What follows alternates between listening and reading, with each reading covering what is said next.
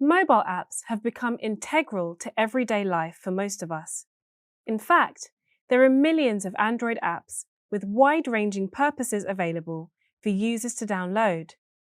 But, as an aspiring mobile developer, you may be wondering, what are the different components that go into making these Android apps? Let's find out by exploring the anatomy or structure of an Android app. An Android app is made up of 4 major components that serve as the building blocks of any Android app in the market. Each component has its own purpose and unique behavior. These major components are activities, services, broadcast receivers, and content providers. Let's unpack each of these major components in turn. An activity is a class considered an entry point for users that represents a single screen. It is like the window or frame in Kotlin. With the help of activity, you can place all your user interface or UI components or widgets on a single screen. For example, a music player app may have an activity that shows you a list of your favorite songs, another activity that allows you to play a specific song, and another which shows you a list of trending songs.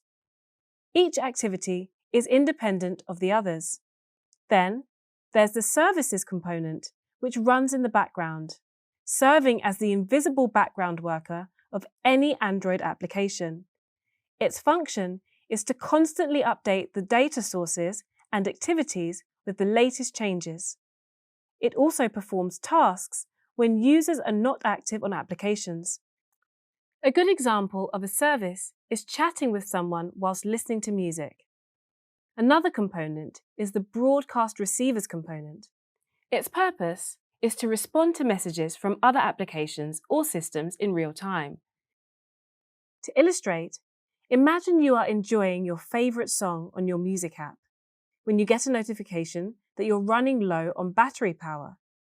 Have you ever wondered how you get notifications like this? Well, broadcast receivers are responsible for such activities. This example is just one of many use cases of this component.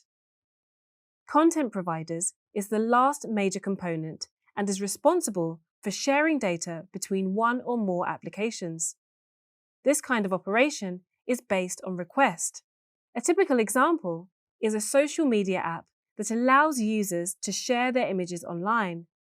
The app can show you all the images from your gallery with the help of content providers.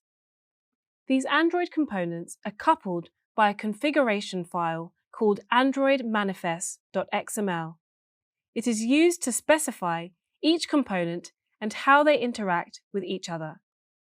Let's explore this configuration file. In Android Studio, I have the project folder for an example application, as well as its Android manifest file open. This is a configuration file that is required by all Android apps and defines the major components of the app.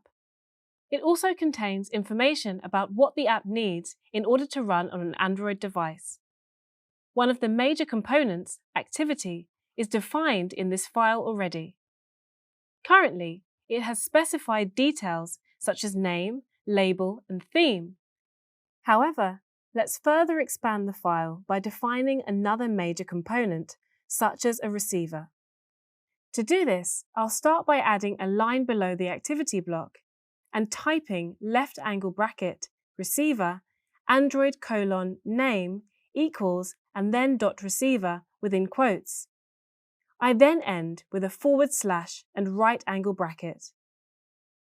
Next, I can add a services subclass to this receiver by advancing to the next line and adding an indent before typing service Android name equals .service inside of angle brackets. Finally, let's add a content provider for this receiver. On the next line, I type left angle bracket provider and then follow with lines for Android:authorities and Android:name. I won't define the receiver component in detail in this example, but this should give you an idea of what type of information is typically expressed in the Android manifest file. For now, I'll delete the additions I've made, but later you'll explore how to use the Android manifest file in depth for configuring your application with all major components.